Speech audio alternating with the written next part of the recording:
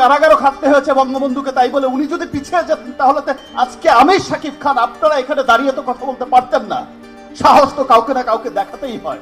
সাহস দেখিয়েছিলেন বঙ্গবন্ধু, সাহস দেখিয়েছিলেন সমস্ত সেই শ্রদ্ধেয় নেতারা যাদের নেতৃত্ব চলে বাংলাদেশ হয়েছে। আজকেও আমরা এখানে দাঁড়িয়ে কথা বলছি, আমরা সিনেমা বানাচ্ছি, দেশের গান গাইতে পারছি। আজ সকালে মাননীয় প্রধানমন্ত্রী তারেক রহমানের একটি অনুষ্ঠান কর্মসূচিতে উপস্থিত ছিলেন মেগাস্টার শাকিব খান। সেখানে শাকিব খান বক্তব্য দেন শেখ মুজিবুর রহমানকে নিয়ে। প্রধানমন্ত্রীর সামনে শেখ মুজিবুরের অবদান নিয়ে সবার সামনে আলোচনা করেন তিনি। শাকিব খানকে যখন জিজ্ঞেস করা হয়, আপনি বর্তমান প্রধানমন্ত্রীর সামনে শেখ মুজিবকে নিয়ে কিভাবে বক্তব্য দিলেন, উত্তরে শাকিব খান বলেন, আমাদের বর্তমান প্রধানমন্ত্রী অবশ্যই পারদর্শী, কিন্তু সে তো এখন নতুন। আমি সবসময় নতুনদের এভাবেই উৎসাহ দিয়ে থাকি।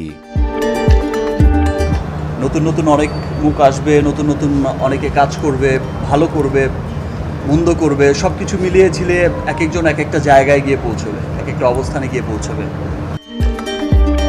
শাকিব খানের এই কথা শুনে প্রধানমন্ত্রী সরাসরি শাকিব খানকে ফোন করেন। চলুন আমরা তাদের ফোনালাপটি শুনে আসি। ধন্যবাদ আপনাদের। আপনারা আমার সাথে থানায় ছিলেন, আপনারা আমার সাথে ডিবি অফিসেও ছিলেন, আপনারা আমার সাথে আদালতেও এসেছেন। অনেক অনেক ধন্যবাদ আপনাদের সকল মিডিয়া কর্মীদের।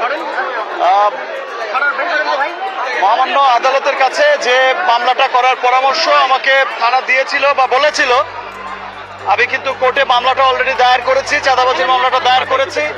এই যে এই সমসাময়িক কালের সমস্ত ঘটনা নিয়ে আমি 2-1 দিনের মধ্যেই একটা প্রেস কনফারেন্স করব, আপনাদেরকে বিস্তারিত আপনাদের সাথে সেখানেই আলাপ করব। ধন্যবাদ।